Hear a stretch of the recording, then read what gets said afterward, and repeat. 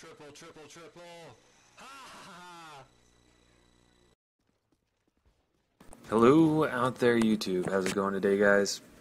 I hope that you are all doing well, because I am. Today was my first legit day as a shift supervisor. It's just training, but basically I'm just finishing up any of the associate training that I was supposed to be doing. So I mean, it's really simple at this point. It was just a normal ho-hum day. Anyway, so hope your day is going well, and let's move on from there. That first little magic clip that you watched was a triple S&D pred that I got today, just playing around with some friends. That particular guy that I was playing with, I went to high school with him, and he's actually really, really good at Call of Duty. He didn't really play Modern Warfare 3 for quite some time, mainly just because Modern Warfare 3 is kind of crap. But that I definitely don't want to talk about. And anyway, so yeah, triple S&D pred. Not too often you see a triple kill in S&D. So anyway, moving on once again, let's talk about this gameplay. You are going to watch a 22 gun streak with the RSASS. I'm using just ACOG and kick, I believe. Since I've unlocked dual attachments, I've been running the ACOG and silencer, because the silencer does not affect its range. And I thought for sure I was going to get a Moab this game. I honestly thought that, but unfortunately, time expires before I can get those final 2 kills, which was really, really unfortunate, because I would love to get a sniper Moab, especially in TDM.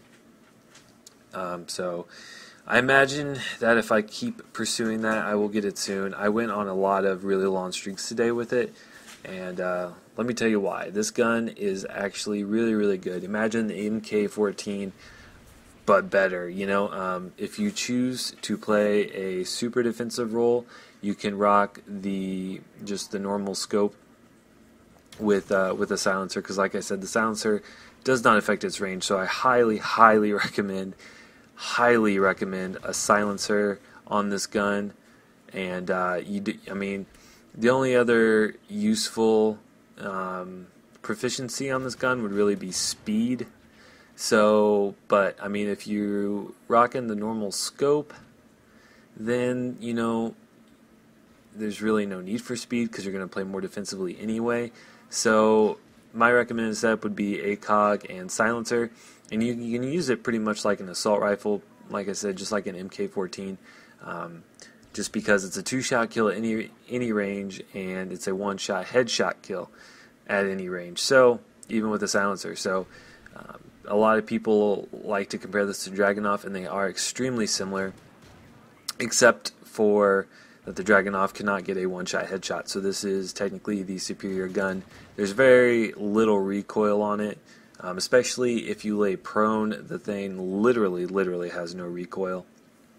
And yes, I am playing defensively, but let me just point you up to the mini-map in the top left-hand corner. My entire team is on the opposite side of the map, so I know they should be spawning around me, or at least in front of me, and I can just pick them off, which I do. So I apologize if this isn't like a quote-unquote rushing gameplay, but I mean, you can play aggressively with this, but I'm also not using a silencer in this gameplay, so I don't want to get too involved in the enemy spawn.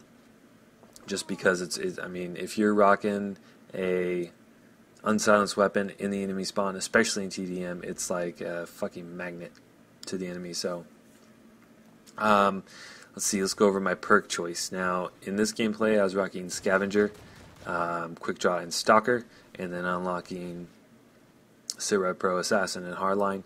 But I've decided that after further review, the best course of action is to go Recon Pro, Hardline, and Sit-Rep Pro. And then I unlock Quick Draw, I think Stalker, and then Assassin. I think that's correct. And it worked out really well for me in pretty much every single game I played, except for the very, very last one that I played.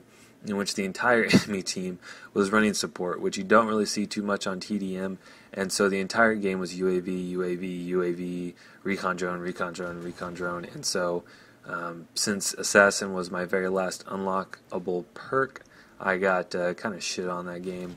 Not to mention my team was going, like 4-10 and stupid shit like that. So just feeding them UAVs, even though they were using support and all that.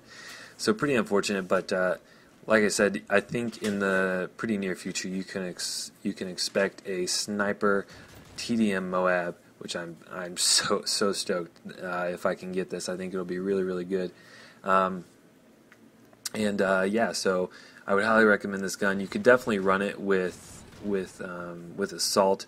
I would just recommend scavenger, hardline, and stalker. I guess if you have Sitrep Pro or Dead Silence and you have a headset, I would recommend that. But otherwise, just I would advise running stalker, maybe steady aim. But the hip fire is not too exceptionally reliable.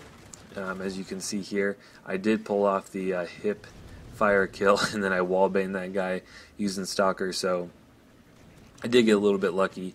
But man, in this moment I was just like, my heart was pumping. I knew that I was close. I knew that the game was winding down, and so I was like, I got to play aggressively, but I also don't want to die on the streak and think like maybe I could have gotten the Moab. So I just basically keep popping in and out of this building.